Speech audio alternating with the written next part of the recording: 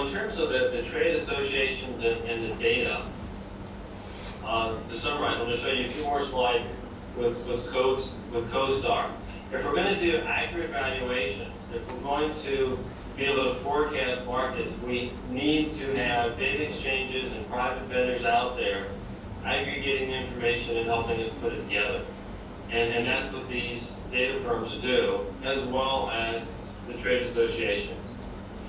And one of the keys is when the organizations first started up with the private data vendors, the industry was resistant to giving up information and resistant to sharing. But once they started sharing, they realized that they were helping themselves and everybody else in bringing the level of the industry up in terms of professionalism and transparency.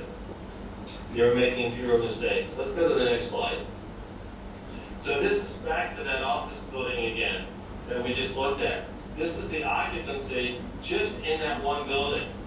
And I could look at the occupancy rate in that building, and the buildings around there, in a larger geographic area, anything I wanted. Buildings that are the same quality, I could filter, sort, and so a great level of detail. I could find out the rent, the occupancy. Let's look at the next slide and drill down. Now here we see a list of every single tenant. There's 72 tenants in this building, and every single one of them I can find out information about. What industry are they in?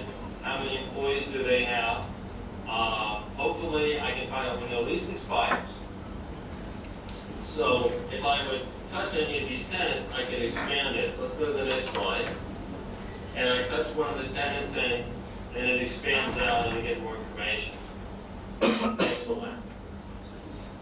Here I see the property that is available in that building and how long it's been available. So when you see the bars on the right, these are spaces that have been available for 22 months or more. And on the left, you see space that has been available for 6 months or less. And so I know something about this particular building's lease-up rate and how they're struggling or not struggling to lease up the property. Let's go to the next slide.